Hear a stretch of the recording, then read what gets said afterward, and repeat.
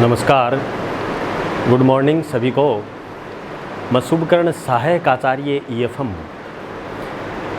आज हम BCom part प्रथम वर्ष के विद्यार्थियों के लिए EFM पेपर सेकंड का अध्ययन करने से पहले पूर्व के व्याख्यान में हमने इंडियन बैंकिंग फाइनेंशियल सिस्टम के अंतर्गत बैंक क्या है, बैंक के कार्यों का वर्णन किया, उनको वीडियो के माध्यम से आपको डिलीवर किया और आधुनिक बैंक के जो कार्य हैं उनका विस्तृत तरीके से अध्ययन किया था। अगले वीडियो में हमने अध्ययन किया था एक विकासशील अर्थव्यवस्था में बैंकों की क्या भूमिका है या बैंकों का क्या इम्पोर्टेंस है। आज हम बहुत ही महत्वपूर्ण टॉपिक है भारतीय बैंकिंग एवं वित्तीय व्यवस्था में इंडियन बैंकिंग फाइनेंशियल सिस्टम के अंतर्गत भारतीय बैंकिंग एवं वित्तीय व्यवस्था के अंतर्गत यूनिट संख्या प्रथम में अध्ययन करेंगे वाणिज्यिक बैंकों के बारे में।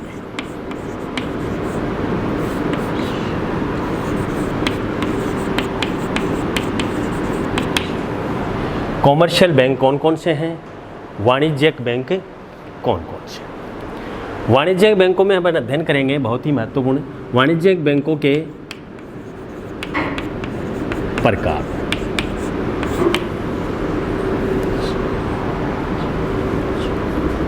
टाइप्स ऑफ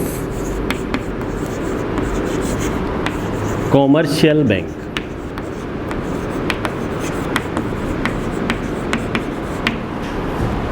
जो कि आपके प्रतियोगी परीक्षाओं में भी बहुत ही महत्वपूर्ण टॉपिक है।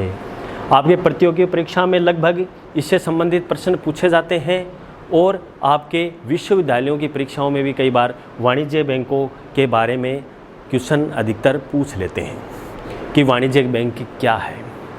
जैसा कि मैंने आपको पूर्व में बताया, सभी बैंकों पर नियमन एवं नियंत्रण रिजर्व बैंक ऑफ इंडिया के द्वारा किया जाता है। रिजर्व बैंक ऑफ इंडिया अधिनियम एक्ट 1934 में बना, जो 1 अप्रैल 1935 में संपूर्ण भारत में क्रियाशील हुआ। RBI द्वारा दिशा निर्देश वाणिज्यिक बैंक पे लागू होते हैं। जो वाणिज्यिक बैंक के प्रकारों को रिजर्व बैंक ऑफ इंडिया इस प्रकार से वर्गीकृत करते हैं, जो कि इस तालिका के माध्यम से आपको बताएंगे। टाइप्स ऑफ कॉमर्शियल बैंक, वाणिज्यिक बैंक के प्रकार। प्रथम है सार्वजनिक क्षेत्र के बैंक। सार्वजनिक क्षेत्र के बैंक, पब्लिक सेक्टर जो बैंक्स हैं वो हैं। दूसरा निजी क्षेत्र के बैंक।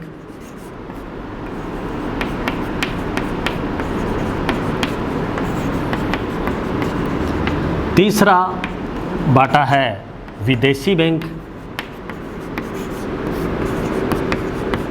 और चौथा है क्षेत्रीय ग्रामीण बैंक।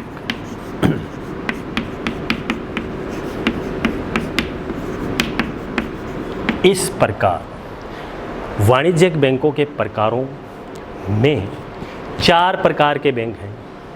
जैसा कि मैंने आपको बताया, सार्वजनिक क्षेत्र के बैंक, निजी क्षेत्र के बैंक, विदेशी बैंक और क्षेत्रीय ग्रामीण बैंक। इन बैंकों पर नियमन नियंत्रण RBI करता है, रिजर्व बैंक ऑफ इंडिया करता है, जो कि उसके दिशा निर्देशानुसार ये बैंक कार्य करते हैं।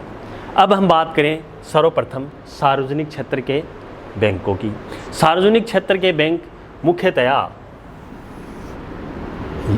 इस प्रकार से हैं, जो कि इनको भी 3 भागों में बांटा गया है। पहला है राष्ट्रीयकृत बैंक। सार्वजनिक क्षेत्र के राष्ट्रीयकृत बैंक कौन कौन से हैं, राष्ट्रीयकृत बैंक क्या हैं। दूसरा स्टेट बैंक।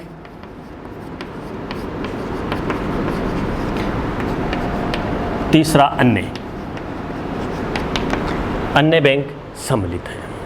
जैसा कि सार्वजनिक क्षेत्र के बैंक पब्लिक सेक्टर के बैंक होते हैं जिस पे रिजर्व बैंक ऑफ इंडिया नियमन नियंत्रण करते हैं। अब इस बैंकों को पढ़ने से पहले अपन पहले तो कॉमर्शियल बैंक के बारे में जानेंगे। जैसा कि मैंने आपको बताया, कॉमर्शियल बैंक वे बैंक होते हैं जो आरबीआई के दिशा निर्देशानुसार वो कार्य करते हैं, उन पे नियमन नियंत्रण आरबीआई करती है, वो कॉमर्शियल बैंक होते हैं।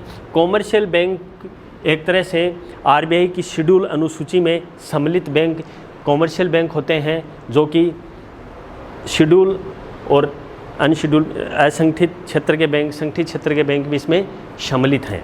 अब हम इसी प्रकारों में सार्वजनिक क्षेत्र के बैंक की बात करें तो राष्ट्रीयकृत बैंक की बात आती है। तो राष्ट्रीयकृत बैंक क्या है? क्योंकि बैंकों का राष्ट्रीयकरण मुख्यतया होने से पहले रिजर्व बैंक ऑफ इंडिया का राष्ट्रीयकरण किया गया।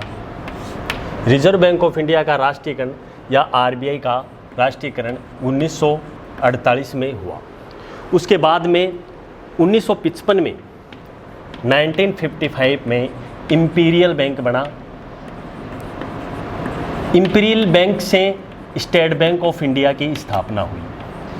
मतलब कहने का मतलब ये है, इंपीरियल बैंक स्टेट बैंक का पहला नाम क्या था? इंपीरियल बैंक था। इंपीरियल बैंक 1959 में बना। इसी प्रकार स्टेट बैंक की स्थापना भी 1 अप्रैल 1955 में स्टेट बैंक ऑफ इंडिया की स्थापना हो गई। ये भी एक कंपटीशन का प्रश्न पूछते हैं, कई बार पूछते हैं आरबीआई का राष्ट्रीयकरण कब हुआ? 1948 में। स्टेट बैंक का पूरा नाम क्या था? इंपीरियल बैंक था। तो इंपीरियल बैंक जब बना 1955 में, तो 1 अप्रैल 1955 में स्टेट बैंक की स्थापना भी ये माना गया है। उसके बाद में राष्ट्रीयकृत बैंकों की हम बात करें तो सर्वप्रथम 1969 को 1969 को 14 बड़े बैंकों का राष्ट्रीयकरण हुआ। 14 बड़े बैंकों का क्या हुआ? राष्ट्रीयकरण हुआ, जिसमें विभिन्न बैंक सम्मिलित हैं।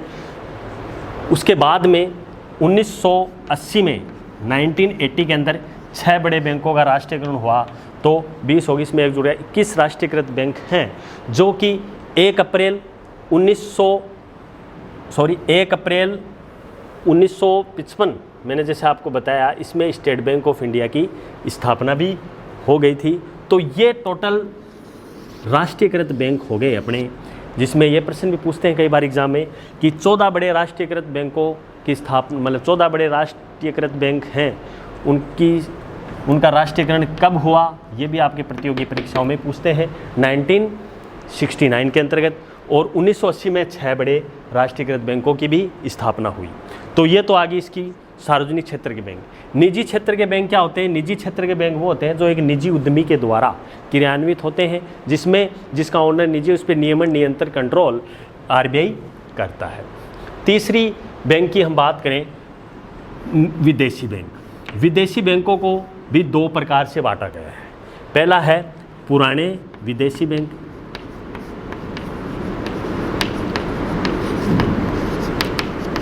और दूसरा नए विदेशी बैंक। विदेशी बैंक क्या है? विदेशी बैंक वह बैंक है जिसका नियमन नियंत्रण कहाँ पर होता है? विदेश में होता है। इसका कंट्रोल कहाँ पर होता है? विदेश में होता है। वे विदेशी बैंक कहलाते हैं। विदेशी बैंक मुख्यतया अलग अलग प्रकार के होते हैं, जिसमें एचबी बैंक और भी विभिन्न प्रकार के बैंक हैं, जो कि आप अपने बुक्स में पूरे बैंकों का वर्णन, इसमें बैंकों की सूची दे रखी है, उसमें आप देखना। चौथे बैंकों के, वाणिज्य बैंकों के प्रकार में बात करें, क्षेत्रीय ग्रामीण बैंक। क्षेत्रीय ग्रामीण बैंक पे नियमन नियंत्रण आरबीआई करता है। मुख्यतया क्षेत्रीय ग्रामीण बैंक की स्थापना हुई थी 26 सितंबर 1975 को। ये भी कई बार कंपटीशन में पूछ लेते हैं कि क्षेत्रीय ग्रामीण बैंकों की स्थापना कब हुई बच्चों? तो 26 सितंबर 1975 को क्षेत्रीय ग्रामीण बैंकों की स्थापना हुई।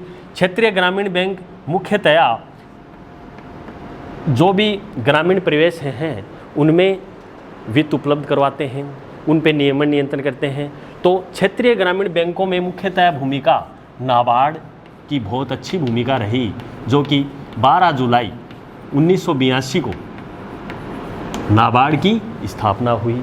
NABARD national agriculture rural development bank है, जिस पे नियमन नियंत्रण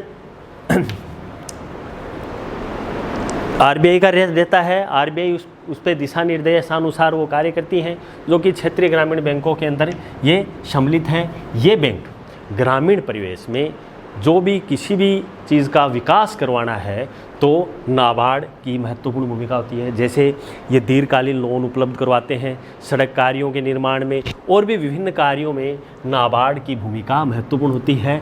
फिर इसी प्रकार उसमें 1983 में इसमें संशोधन भी किया गया, जो कि एक नाबार्ड बहुत महत्वपूर्ण है। ये इसका चैप्टर भी हम अलग से पढ़ेंगे इसी यूनिट में, जो आपको इसको विस्तृत रूप से अध्ययन भी हम करवाएंगे।